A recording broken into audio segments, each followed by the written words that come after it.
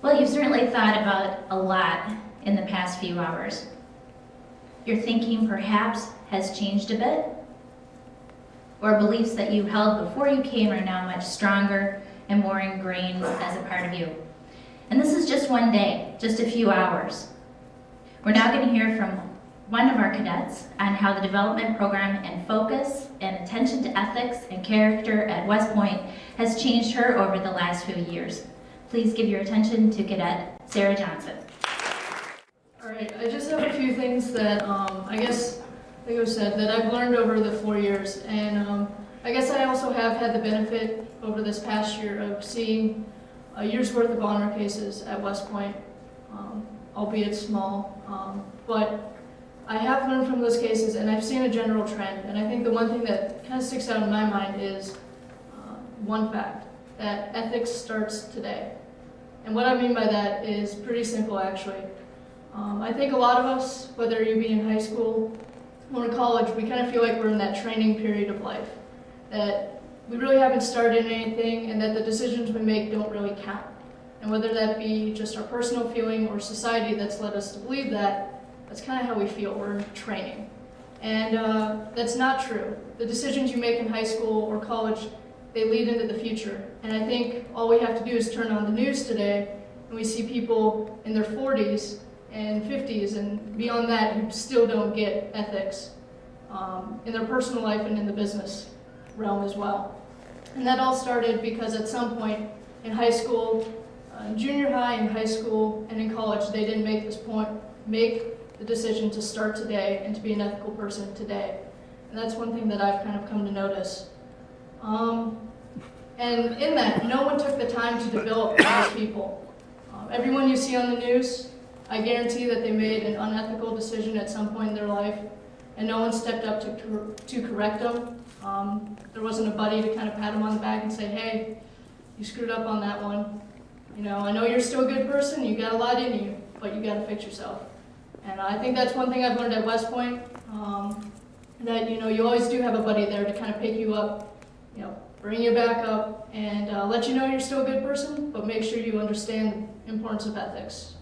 And then I guess a few reasons why I think that people do, you know, violate a code of ethics or a code of honor.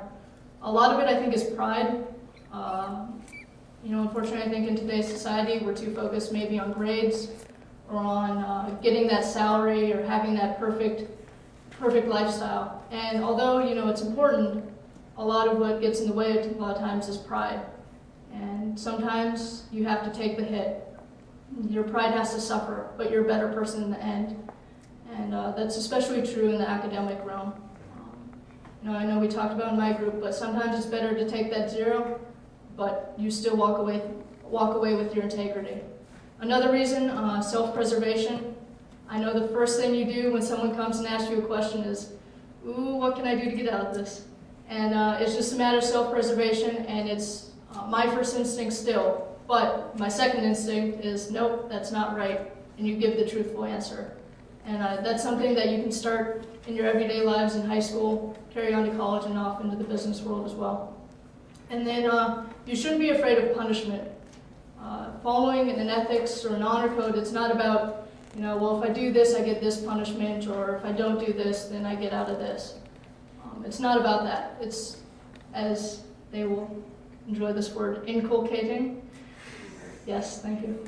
But it's true. I mean, it's about really taking the values and following, not because there's some punishment attached or because you might get in trouble for something. It's following the rules because, you know, it's something you truly have instilled in yourself and you truly believe in. Because those people who do that, who truly understand why they're following something, they'll get it when you come across those situations that you're unsure of, because they've thought it through and they truly understand the purpose behind what they're doing, and not simply the punishment behind that, whatever it may be. And then just a few points, I guess, that I've learned on what you can do, whether it be in your community, in your schools, even in your own family.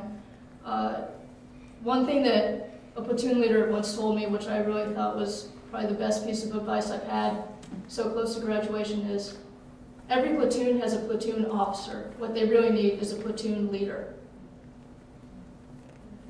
Let that sink in for a second. And it's true. And the same can be said for any of the high school students out here. Your school is full of students. They don't need another student. They need a leader. They need someone to step up and to fill that role. And there is a difference. As far as just from my perspective, platoon officer, that's just someone who can do admin work. A student, someone who can just fill a desk and be someone for a teacher to just, have a conversation with. But a leader is the one who really steps up and makes a difference. And that's one piece of advice that I don't think I've heard anything better since. Hold others to a standard. It's one thing to hold yourself to a standard. That's easy. I can, keep myself from cheating all I want. But I think the hard part is going out and making sure your buddies do it. And like I said at the very beginning, it's not because, you want it out for them. It's because you want something better for them. It's because someday you don't want to turn on the news and say, wow, I could have helped that guy. Or I was there and I could have started something special in that guy. I could have told him today is the day to start with ethics. And then finally, just like I started with, hopefully today, you take today as the day to start.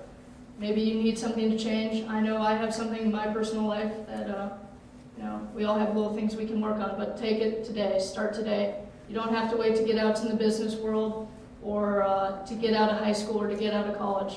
You have the power to change it today. So, thank you.